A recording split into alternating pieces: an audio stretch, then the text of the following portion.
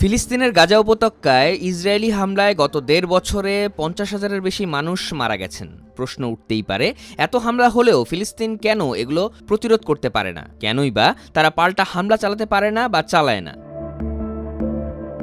ফিলিস্তিনে সরকারিভাবে কোনো সেনাবাহিনী নেই। ফিলিস্তিনের সাবেক প্রেসিডেন্ট ইয়াসির আরাফাত ১৯৯৪ সালে ইসরায়েলের সঙ্গে একটি শান্তি চুক্তি করেছিলেন। সেই চুক্তির শর্ত অনুযায়ী ফিলিস্তিন তার ভূখণ্ড প্রতিরক্ষার জন্য কোনো সেনাবাহিনী রাখতে পারবে না। চুক্তির শর্ত অনুযায়ী ফিলিস্তিনের কোনো সশস্ত্র বাহিনী গড়ে উঠলে সেখানকার সরকার নিজেই সেই বাহিনীকে ইসরায়েলের হাতে তুলে দেবে, না হলে ইসরায়েল ফিলিস্তিন আক্রমণ করবে।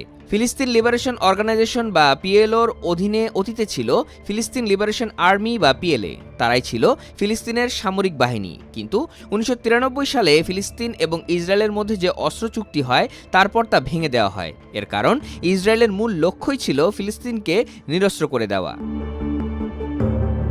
অস্ত্র চুক্তিতে বলা হয়েছিল ফিলিস্তিন সরকার তাদের দেশের নিরাপত্তার স্বার্থে আধা সামরিক বাহিনী গঠন করতে পারবে, কিন্তু পুরো দস্তুর সামরিক বাহিনী তারা রাখতে পারবে না। নিরাপত্তার স্বার্থে যে আধা সামরিক বাহিনী ফিলিস্তিন গঠন করবে তার উপরও বিধিনিষেধ আরোপ করা হয়। বাহিনীর পরিসীমা বেঁধে দেয় ইসরায়েল। ঠিক হয়, এই বাহিনীর গতিবিধি, অস্ত্র বহন ক্ষমতা নিয়ন্ত্রণ করবে ইসরায়েলি।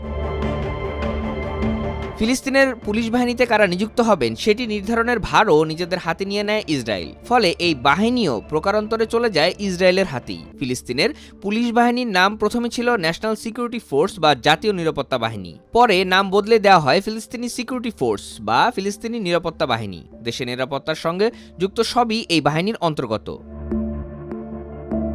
গাজা সমুদ্র উপকূল পাহারা দেওয়ার জন্য নৌসেনা থেকে শুরু করে দেশের পরিবহন পরিচালনার জন্য ট্রাফিক পুলিশ এই বাহিনীরই অংশ। ইসরায়েলের বিরুদ্ধে অভিযোগ রয়েছে, চুক্তির শর্তকে কাজে লাগিয়ে এই বাহিনীকে তারা ফিলিস্তিনের বিরুদ্ধে ব্যবহার করেছে একাধিকবার। ২০০৬ সালে ফিলিস্তিনের নির্বাচনে জয়লাভ করে হামাস। তারা ক্ষমতায় আসার পর তাদের নিজস্ব সরকারি বাহিনী গড়ে তোলে, যার নাম দেওয়া হয় এক্সিকিউটিভ ফোর্স। পরে ২০০৭ সালে হামাস ক্ষমতাচ্যুত হলে এই বাহিনী ভেঙে যায়। ফিলিস্তিনে সক্রিয় একটি সশস্ত্র বাহিনীর নাম ইজআদ দিন আল কাসাম ব্রিগেড। এটি মূলত হামাসের সামরিক শাখা। ১৯৯০ সালে এই বাহিনী গড়ে তোলা হয়েছিল। হামাসের শক্তির অন্যতম উৎস এই বাহিনী। হামাস ছাড়াও ফিলিস্তিনে ছোট ছোট কিছু সশস্ত্র সংগঠন গড়ে উঠেছে, যারা প্রত্যেকেই ফিলিস্তিনের স্বাধীনতার জন্য কাজ করে বলে দাবি করে। এগুলোর কোনোটিরই সরকারি স্বীকৃতি নেই, তাই ফিলিস্তিনি সামরিক বাহিনী এদের বলা যায় না।